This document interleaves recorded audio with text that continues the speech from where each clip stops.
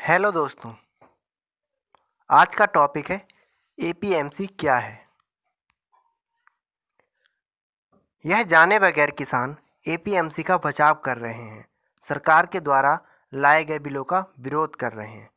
तो सवाल खड़ा होता है कि क्या वास्तव में एपीएमसी से सभी किसानों को मदद मिलती भी है? क्या एपीएमसी के अंतर्गत सभी किसानों को न्यूनतम समर्थन मूल्य मिलता है? तो आइए एपीएमसी के संपूर्ण इतिहास के साथ ही जानें एपीएमसी किसान के विकास के लिए कितनी सहायक है। एपीएमसी क्या है? एपीएमसी का पूरा नाम कृषि उत्पाद बाजार समिति है, जिसे अंग्रेजी में एग्रीकल्चर प्रोड्यूसिंग मार्केट कंपनी कहते हैं। एपीएमसी को ही स्थानीय भाषा में मंडी कहा जाता है। इसमें लगभग 2477 प्रमुख कृषि बाजार हैं और 4843 उप बाजार आते हैं, जो एपीएमसी के तहत भारत में ही संचालित होते हैं। एपीएमसी एक्ट में यह प्रावधान किया गया है कि देश में उत्पादित होने वाली वस्तुएं जैसे अनाज, दालें, खाद्य तेल, फल और सब्जियां, यहाँ तक कि चिकन, बकरी, भेड़, मछली आदि वस्तुओं की पहली बिक्री एपीएमसी के तहत लाइसेंसधारी दलालों के जरिए होगी। मतलब यह हुआ कि यदि देश में कोई भी फसल उगाई जा रही है, वह सबसे पहले मंडी में ही बिकेगी। यदि कोई व्यापारी सीधे किसान से भारी मात्रा में फसल खरीदता है तो उसे अपराध माना जाएगा। इसके अलावा एपीएमसी नीलामी के लिए हॉल, गोदाम, किसान सहायता केंद्र, मिट्टी के परीक्षण प्रयोगशाला, जल शोधन संयंत्र आदि सुविधाएं भी उपलब्ध कराता है। सामान्यतः प्रत्येक नगर पालिका में एक मंडी समिति देखी जाती है। मुझे उम्मीद है एपीएमसी क्या है आप समझ चुके होंगे,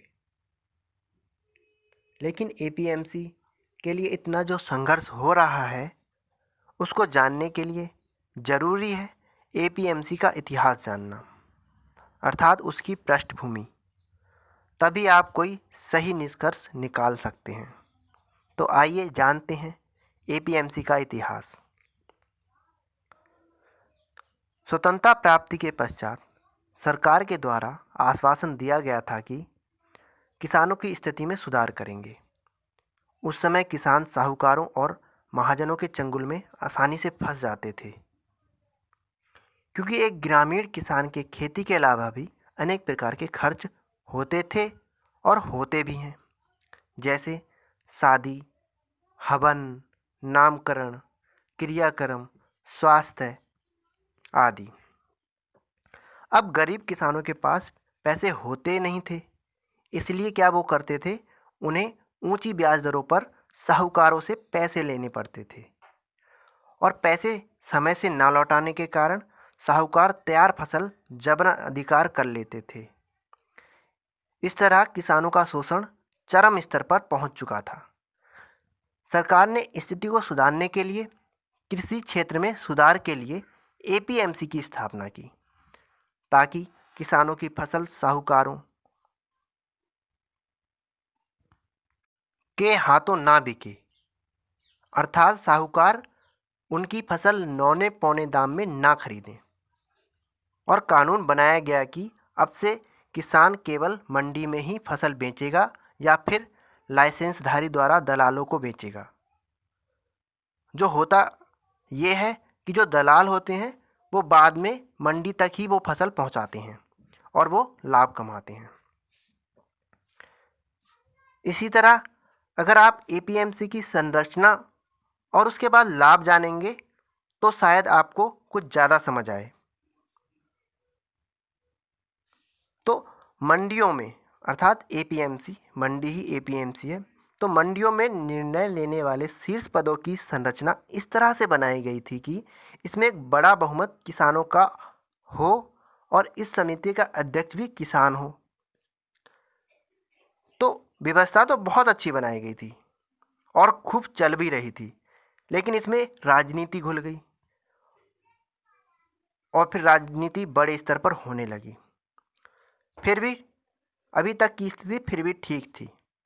और अगर इसके लाभों की बात करें तो एपीएमसी में थोक विक्रेता होते थे जो किसान के द्वारा उत्पादित फसल की कीमत की बोली लगाते थे।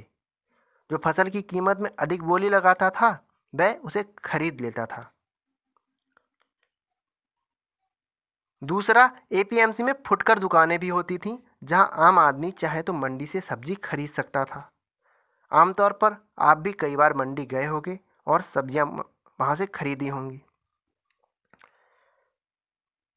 और जैसा कि मैंने बताया, पहले भी बताया था कि एपीएमसी में मिट्टी का टेस्ट भी हो जाता है और अन्य प्रकार की भी सुविधाएं मिल जाती हैं।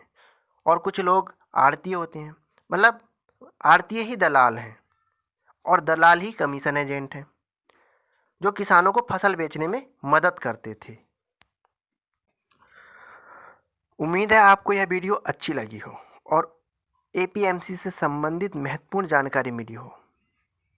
मेरे विचार से आप किसान हैं तो आपको एपीएमसी की जानकारी रखनी चाहिए, क्योंकि वर्तमान समय में एपीएमसी एक बड़ा सवाल बन चुका है और इसी के साथ एमएसपी न्यूनतम समर्थन मूल्य भी जुड़ा हुआ है।